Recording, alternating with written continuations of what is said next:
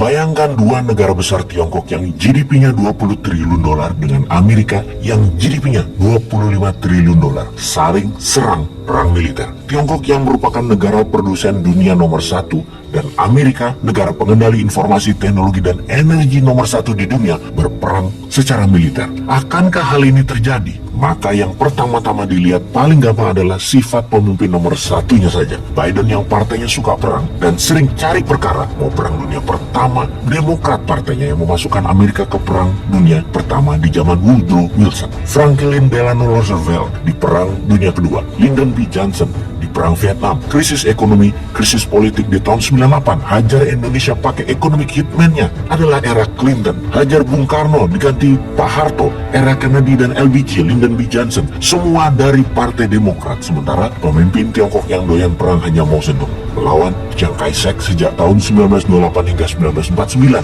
Perang saudara mereka pada saat itu. Deng Xiaoping tidak. Dia bapak ekonominya Tiongkok. Begitu juga Jiang Zemin hingga Hu Jintao. Semua pembangun ekonomi. Kalau Xi Jinping bagaimana? Xi Jinping terbukti agresif menyerang Uighur, memberantas lawan politik atas nama korupsi, kemudian serang India di Lembah Galwan dan memprovok Taiwan. Xi Jinping dengan Belt Road Initiative adalah rencana penaklukan ekonomi negara lain yang saat ini Tiongkok mempercepat pembangunan angkatan perang dalam 8 tahun ini untuk menjadi angkatan perang terbaik nomor satu di dunia. Anggaran militer Amerika adalah 800 bilion dolar per tahun. Bayangkan APBN Indonesia hanya 180 bilion dolar. Kementerian Pertahanan Amerika budgetnya 4 kali lebih besar dari hajat hidup 280 juta warga Indonesia. Anggaran militer Tiongkok sekitar 230 bilion dolar, yang mana di dalam pidato penyambutan dalam pembukaan di rapat Partai Komunis Tiongkok kemarin, Xi Jinping mengatakan akan menaikkan anggaran militer tersebut agar bisa menang mengambil Taiwan. Dan ini sebuah perkataan yang sangat agresif yang oleh pengamat militer dunia diperkirakan dengan anggaran dinaikkan setiap tahunnya, maka di tahun 2024 Tiongkok sangat siap untuk ambil Taiwan secara militer. Bahkan 6 tahun dari sekarang kekuatan militer Tiongkok sama dengan Amerika. Karena itu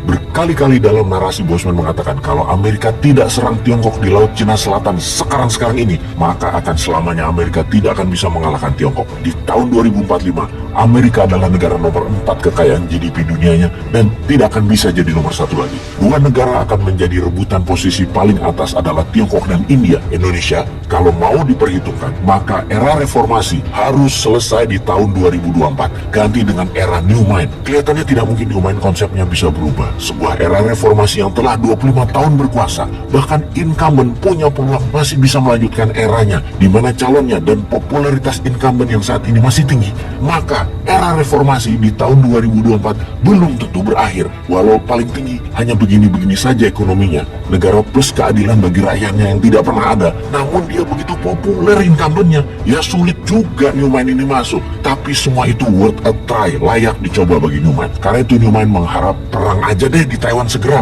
biar dunia di reset. Kita lihat peluang perang di Taiwan sekarang. Ini bukan perkataan Bosman, namun Antony Blinken yang mengatakan. State Secretary-nya Amerika atau komando ketiga pemimpin tertinggi Amerika dalam chain of command-nya Amerika yang mengatakan bahwa Tiongkok akan mempercepat aneksasi penggabungan Taiwan dalam satu Cina. Kalimat Blinken tepatnya adalah Tiongkok saat ini menggunakan cara damai mengambil Taiwan segera. Jika cara damai tidak berhasil, maka akan dilakukan dengan cara menekan dan ancaman.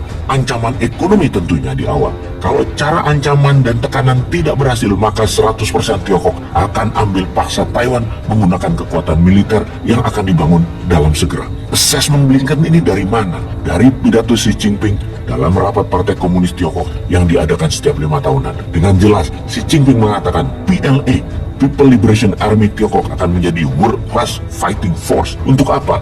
Untuk menjalankan rencana satu Cina satu country. Selama ini one country two system, Tiongkok dan Taiwan.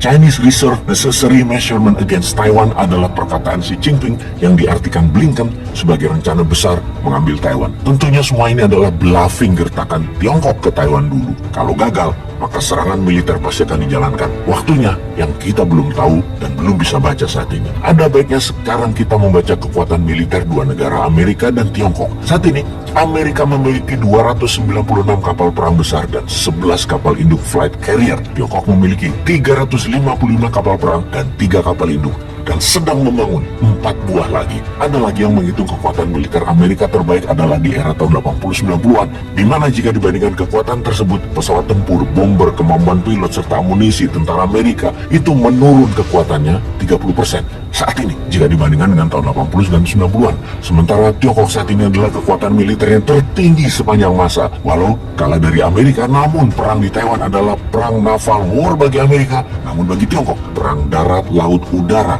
Karena jaraknya hanya 200 km selat Taiwan yang memisahkan Taiwan dari daratan Tiongkok, lebih mudah Tiongkok memenangkannya. Lalu bagi Indonesia bagaimana? Di tahun resesi, di tahun inflasi, di tahun harga-harga tinggi dan semakin mahal, ditambah perang semakin mendekat, apa rencana membuat Indonesia untuk menjadi negara nomor 1 di dunia di atas Tiongkok, di atas India, di atas Amerika di tahun 2045? Mana? Masa hanya opsinya perpanjangan jabatan atau ganti presiden doang sih?